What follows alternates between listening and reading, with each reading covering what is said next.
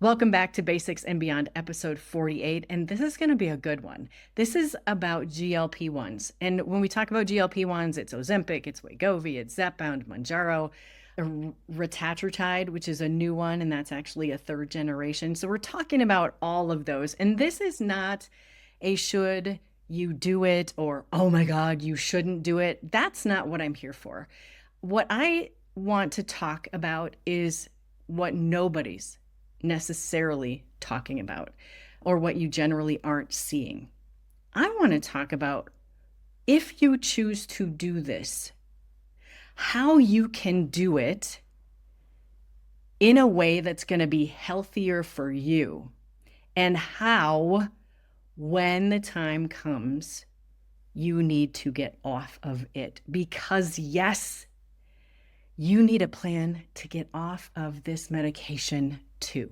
I know you've seen the commercials. I've seen the commercials. It just started happening probably a few months ago where people are saying, hey, you could be on this forever. Really? Could you? Should you? Personally, myself, I see a lot of downsides. We'll call it that. Downsides to thinking you should be on this forever, right? Because it's supposed to be a weight loss drug, right? So if it's a weight loss drug, actually, it wasn't meant to be a weight loss drug. It was meant for type 2 diabetics to help their diabetes and their insulin sensitivity, right? However, now that we are using them as weight loss drugs, we need to really focus on and think about, how are we using them? What are we doing when they're using them? Are we using them appropriately? And are we doing what we need to do in conjunction with using them? And what's our plan for getting off of them? And this podcast for me was sparked by seeing some people that I know, seeing other people on social media, but really about people in my close-knit community of friends and people on the rim of that friendship who I'm like, man, it might be time to come off. And who's telling them to come off of this drug?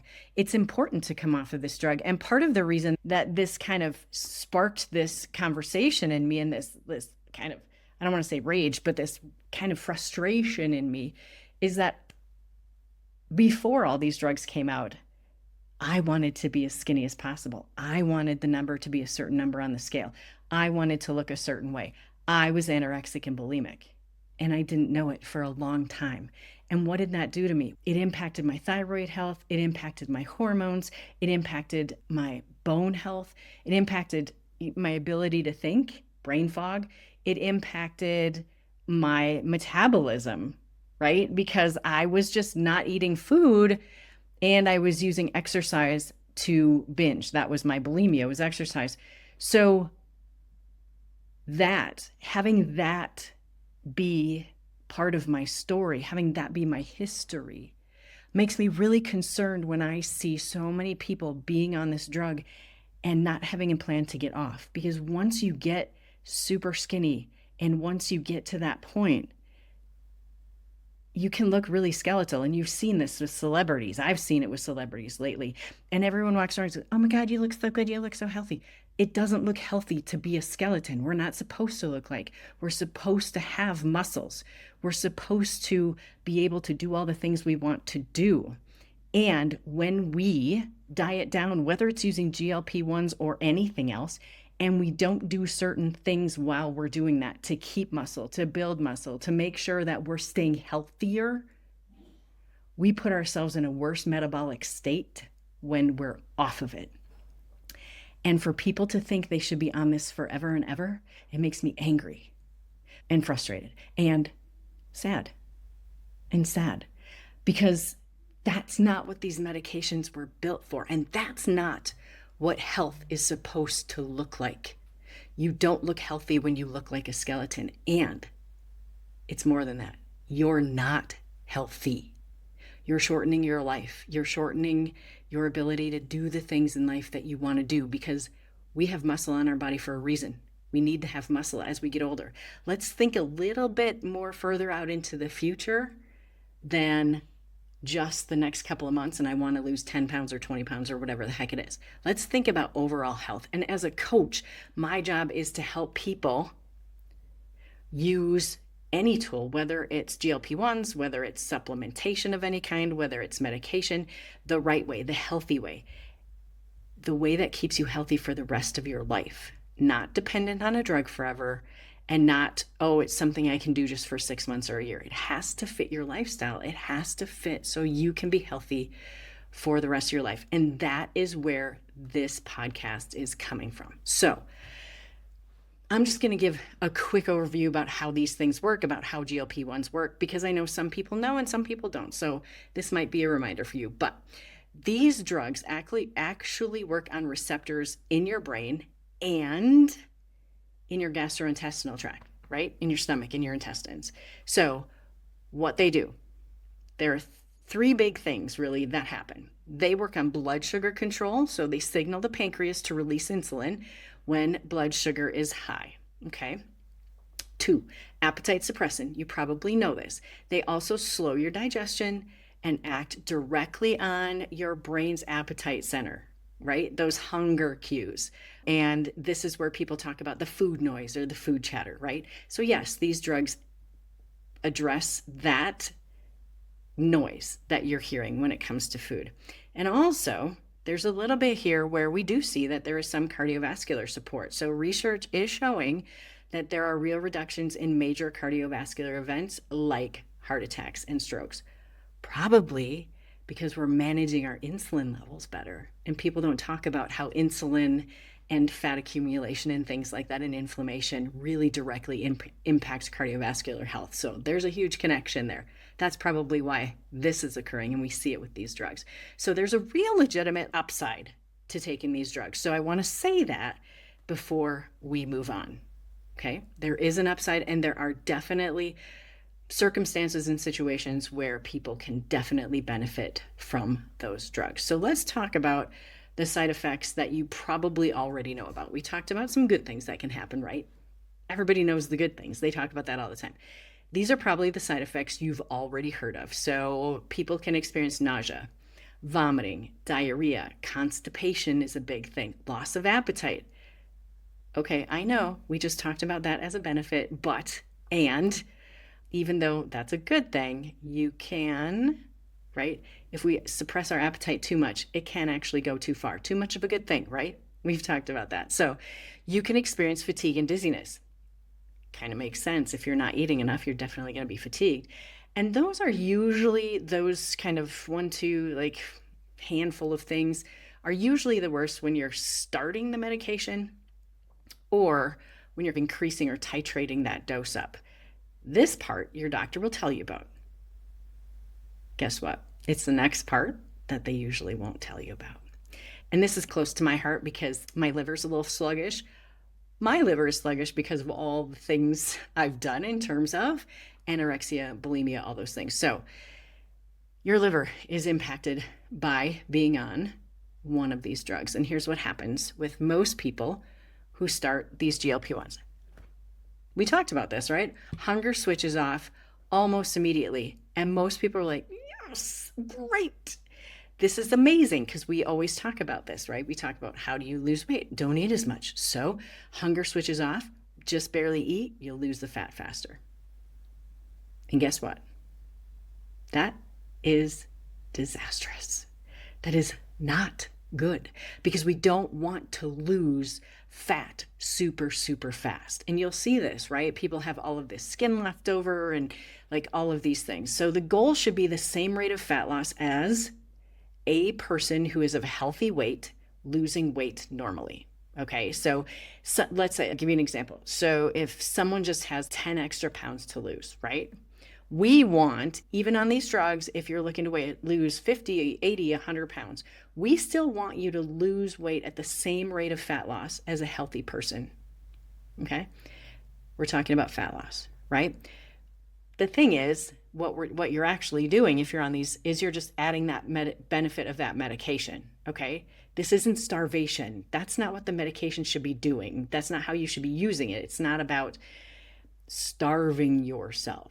So In a genuinely healthy person, like we talked about, someone who just has a few pounds to lose, whatever, the liver can ramp up fatty acid oxidation during that kind of low calorie or deficit state. That's normal.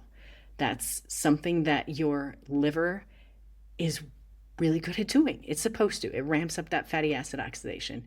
However, that ability depends heavily on your personal metabolic and mitochondrial health. Okay. So an obese, insulin resistant person isn't metabolically healthy. We know that, even if the drug is working. If that person slashes calories too fast, they can end up giving themselves a fatty liver. Okay? Because the liver can't accommodate what's happening. It can't, like we said, ramp up that fatty acid production. Okay?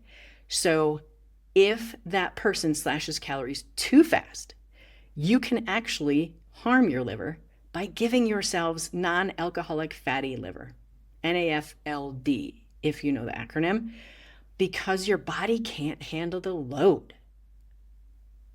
Your body can't handle it. Your liver can't handle it. NAFLD, non-alcoholic fatty liver disease, is not good. And it's something that's very difficult to come back from. And this is why labs matter. And this is why a plan matters. We need to know where your liver function is before you even jump on the drug. And we need to be able to monitor your liver function while you are on the drug. And this is why, like I said, it's why it matters that you get labs done so you know where you're at. It's why it matters. It's why it matters that a plan matters. A plan matters. We have to have a plan. So in conjunction with your liver, let's talk about your gallbladder, because your gallbladder is directly connected to your liver function. So one of the ways these drugs shuts down hunger is by slowing down your motility. We're talking about poop. Okay. Basically, it slows down how fast things move through your digestive system. Okay, so it's your whole digestive system. And we see evidence of slow motility when we see people's ability to have bowel movements slow down, right? Maybe you used to have bowel movements every day and now it's every other day, or now it's every third day. So slower motility means your gallbladder is sluggish and it's delaying bile release. Okay, so bile that sits too long, so your gallbladder holds on to bile. Your liver produces bile very slowly, and the gallbladder is the storage tank for that bile. If your bile sits too long, it gets thick, and it gets thick with cholesterol, because your liver produces cholesterol. It's supposed to. So the bile and cholesterol get placed into your gallbladder. If it sits there too long, notice how I'm repeating myself. If it sits there too long, it gets thick. Cholesterol gets thick. And that combination, impaired mobility, right? Or motility, impaired motility, plus thick, sluggish bile, sets you up for what? Gallstones and gallbladder disease. So if you're experiencing gallstones, you need to look at how your liver is functioning and how can you move that bile out of your gallbladder, right? So this isn't information just for people on GLP-1s, right? This is information for people who have a sluggish liver. And here's the thing, your cholesterol labs are going to show that your cholesterol is high. Let's take a look at your liver, see what your liver's doing, right? There's a connection. So if you're on a GLP-1, you're going to want to look at supplementation to support bile flow and liver health. There are lots of ways. There's ox bile, there's TUDCA, there's supplements that NAC is another one that can really support liver health. And most doctors don't bring it up. Personal story, I have 2 or 3 friends and dozens of other people I've talked to who have had their gallbladder removed, and they are on no supplementation to support bile. They're not getting any supplements for bile, and it's super easy. And everyone who doesn't have a gallbladder should have some sort of bile supplement on board. It's the truth of it. So we talked about the liver. We talked about the gallbladder. Those two things are highly connected. The other piece to the puzzle is your thyroid. Now, we know the thyroid is up here. Everybody talks about it. It looks like a little butterfly, which is not. But anyway, it's an organ here. And the thyroid really is your kind of energy manager in your body. Okay, so let's talk about how we get from that gut part up here to the thyroid. So follow me with this. Slow motility, which we've talked about, can also affect your thyroid, which most people don't talk about. Not directly, obviously, it's that downstream effect, that domino effect. Slower motility is linked to estrogen dominance. I just had a conversation with a client yesterday.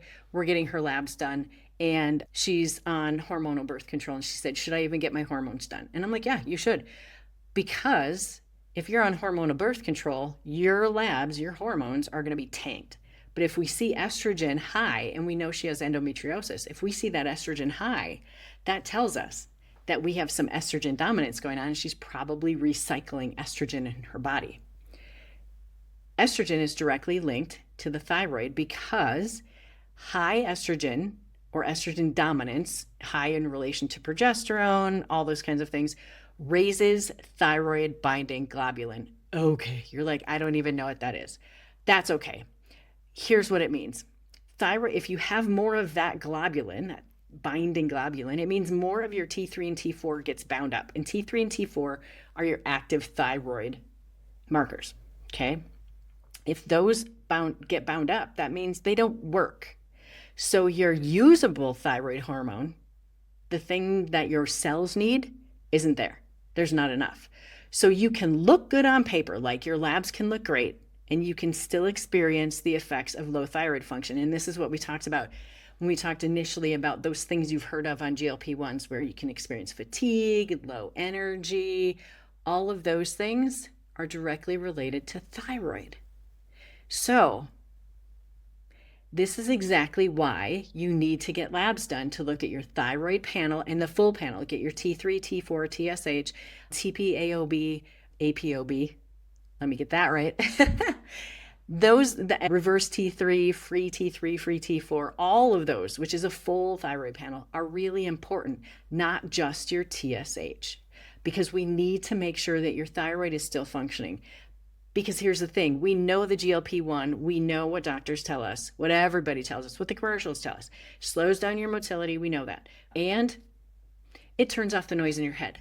And we need to talk about what that means. And these are the physiological effects, your thyroid, your liver, and your gallbladder. And here's the thing, how do we help that? We look at our nutrition. So if you're using a GLP-1 and you're still training hard, your nutrition has to support that training. Now, here's the catch. If you're on a GLP-1, you need to be strength training. You need to be strength training to keep as much muscle as you can, because that muscle is metabolically active. It helps you burn calories even when you're not doing that activity.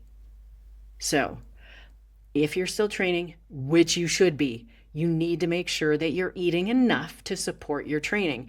Under eating while training hard and adding in the GLP-1 puts a ton of stress on your central nervous system, which is your brain. Part of it is your brain. And we know that your brain kind of controls everything, and you're going to see that in your thyroid, your liver. Okay, so you can't out-train a calorie deficit that's already too aggressive, because the drug is doing some of that work for you. The drug is already, we talked about this, those calories are lower because your hunger cues are diminished. You can't out-train that deficit. So this is where you need to be preserving your muscle mass. This is what I just talked about. Muscle mass, preserving it, does become a priority. So you can't just watch the number on the scale go down.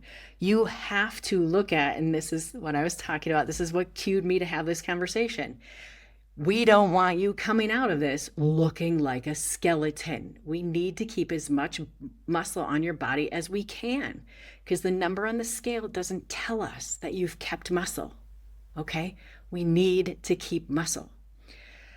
So, have you noticed, if you're on a GLP-1 or you've been looking at them or you've been paying attention because they're everywhere, most of the information I just gave you, you're not hearing. You're not hearing it in commercials. The drug companies aren't telling you this, and your doctors aren't telling you this. Why? Because your doctor doesn't need to know all this. Your doctor's just trying to get the dose right, okay? So Maybe they get it right and maybe they don't. They should start out as low as possible and titrate up, but they have to be looking at your labs. They have to be talking to you about what you're doing with your life. I don't know, your doctor might not get the dose right. I guarantee you, most doctors, I'm sure there's some, aren't going to talk to you about what I'm talking to you about: fatty liver disease, the gallbladder risk, the thyroid issues. They probably won't mention being on TUDCA or ox bile because most doctors don't know what it is. True story. I have a doctor, I have a new one. I went to see her a few months ago and I told her that I was on TUDCA and she didn't know what it was. And she's not brand new. She didn't know what it was. So you need to know. You need to understand what is going on and the downstream effects or the domino effects of your GLP-1. And you need to be advocating for your thyroid because, like I said, just getting a TSH in those labs isn't going to tell you anything. Another thing doctors aren't going to do, they're not going to coach you on your exercise or how to preserve your muscle. That's not what they do. A coach does that. And that's not a knock on doctors. It's just their lane. Their lane is come to me. I will give you a medication. I will whatever. I'll look at you. I'll give you medication. I'll figure out what's going on or what's not going on, and you leave. Doctors, I heard this from a reputable source, and I've heard it for the last few years because of insurance companies, because of all these other things, whatever it is, they need to get their time with you down as little as possible. I just talked to someone yesterday in the medical field who was like, yeah, insurance companies would like to see you in a doctor's office for 5 minutes. That's it. They want you in and out. And that's doing us a disservice, and that's doing doctors a disservice. Okay? So how do you make a plan for GLP-1s? How do you make a plan for while you're on them? How do you plan and what do you do to get off of them? What do? You talk to a coach who knows how to do it. Because what you don't want to do, number one, GLP-1s are not designed for long-term treatments. Number two, if you stop taking the medication without a plan, your appetite is going to come back, and it's going to come back fast, and it's going to come back hard. And most of the weight, and you can talk to people, you can read about it, most of the weight typically comes back with it because your body's been relying on this thing that we're injecting into it to keep the hunger at bay. We haven't done anything. And by the way, you've been in a calorie deficit for so long, your body's starving for food. So obviously that hunger is going to come back. That appetite is going to be raging. And it's really hard to not feed it. It's really hard. And I know that because that's what I went through after I did my bodybuilding show. I was like, oh my God, 2 months of starving, even though I was eating a lot of food. And it was very hard to not overeat. It was very hard to not eat a bunch of stuff I shouldn't eat and gain back a bunch of fat. And that's exactly why you need a plan to get off the GLP-1 as much as you need a plan while you're on it. So the exit plan is built the same way the entry plan is. Number one, nutrition that supports your body. Number two, resistance training to protect the muscle you have. It protects your sleep. It protects your stress management and labs that tell you what's actually going on inside you. Okay. So it's all those things. It's all those foundational things that we talk about that you need to look at before you get on it, while you're on it, and when you're getting off of it, because you're not meant to be on this medication forever. You're meant to use it as a bridge while you build the habits and the physiology that move you forward. Let me say that again. You're not meant to be on this medication forever. You are meant to use it as a bridge while you're building those habits and those lifestyle routines that are going to keep you healthy for the rest of your life. This is kind of just that jump start, okay? It's a jump start. So, like I said in the beginning, I'm not against, this isn't a should or shouldn't. I'm telling you, GLP-1s do have their place. They can be an incredible tool. I have a couple of clients on them, right? I know that they can be really helpful. I also know they're not the magic. They're not the magic pill. They're not the silver bullet. I tell you, honestly, if it was, I'd be on one. If they were super healthy, if I needed it, right? If it's a magic pill, man, why wouldn't you? but they're not. And they're not a replacement for the foundational work of nutrition, movement, strength training, sleep, stress, all of those things that you need a foundation of. Because here's the real truth. There's no solution in life. There's trade-offs. There's intentional choices. Every intentional choice you make has a trade-off. Every unintentional choice you make has a trade-off. And you deserve to know what they are before you make the decision, not after you make the decision. So if you're on one of these medications or you're thinking about it, hopefully you're listening to this, right? But you need to get someone in your corner who's going to tell you the whole picture, not just give you the dose that you need for your body and walk away.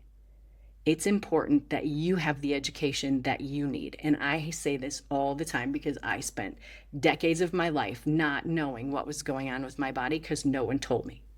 It's important for you to be your own advocate. It's also important for me to let you know that if this has raised any questions for you, if you're thinking about a GLP-1, if you're on a GLP-1, or you're just like, okay, Laura, I didn't understand that part about the thyroid or the liver or whatever it was, I am here for you. I am in your corner. I am here for you to give you all the information that you need. I am on Instagram, I'm on Facebook, here on the podcast, on YouTube, on Spotify. I want to help you use every tool at your disposal, including these medications, but I want to help you in a way that keeps you healthy for the long term, not just for the next dose or for the next week or for the next month. That's my job. That's my passion, is to help you, as I've always said, rise and redefine yourself through all stages of your life. And maybe this is a stage where you need to use a GLP-1. Maybe it's not. I can help you answer that question, and I really want to help you. So go ahead and re-listen if you want. Go ahead and respond, ask me questions, comment, find me on social media, find me on my webpage, and we can talk about this. I'm so happy that you came today. I know this was a little longer than normal, but it's a really important topic, and I wanted to make sure that we talked about it. I want you to build a body that is going to carry you through your life and help you do the things that you want to do, the things that make you happy. I want you to rise and redefine yourself in a way that supports everything that you want to do. So let me know if you have any questions. I'm going to list some resources in the show notes so that you know where to find me, and you know where I grabbed some of this so you can look at some information and some research, because that's important. Like I said, you got to self-advocate. So thanks for coming today. That is the end of episode 48. I appreciate you being here. If you need me, let me know. Go out there and rise and redefine yourself today. And we'll see you on the next episode.